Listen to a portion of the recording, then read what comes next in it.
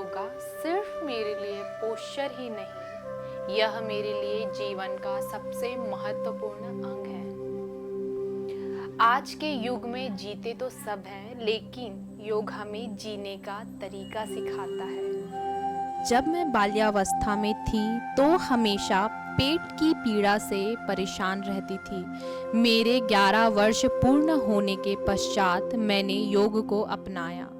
उस समय बाबा रामदेव जी का योग वीडियो देखकर अभ्यास किया करती थी। अभ्यास के कुछ महीने के दौरान ही मानो मुझे संजीवनी बूटी मिल गई हो। उसके बाद ना मुझे कभी पेट में पीड़ा हुई, ना ही किसी प्रकार की कोई शारीरिक समस्या आई। इसलिए रामदेव बाबा जी हमेशा मेरे आइडियल हैं और रहेंगे। योग से मेरी शारीरिक, मानसिक तथा आध्यात्मिक उन्नति हुई। आध्यात्मिक तो बचपन से ही थी, परंतु योग में आने के बाद मेरी आध्यात्म के प्रति रुचि और बढ़ गई, क्योंकि योग एक ऐसा मार्ग है जहां हमारी आत्मा का मिलन परमात्मा से होता है। यह चीज़ मैंने बखूबी जाना जब मैं योग अभ्यास के लिए इस मार्ग में आई।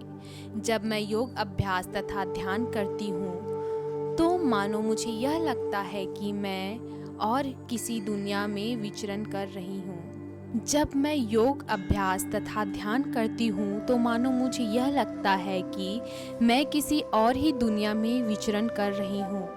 मुझे उस समय परम आनंद तथा शांति का अनुभव होता है।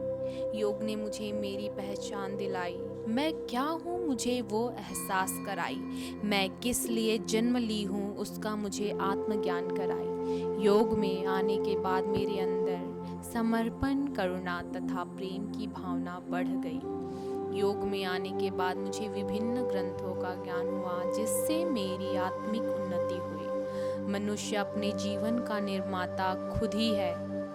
अगर सोच सच्ची हो तो राह चाहे कितना कठिन क्यों ना हो, इंसान अपनी मंजिल तक ज़रूर पहुंच जाता है। मैं अपने इस जर्नी का पूर्णतः सम्मान करती हूँ, क्योंकि इसने मुझे जीने का कला सिखाया। चाहे मेरे जीवन में कितने भी कठिन समय क्यों ना आए हो, उसे हंसकर सहने की शक्ति दिलाया।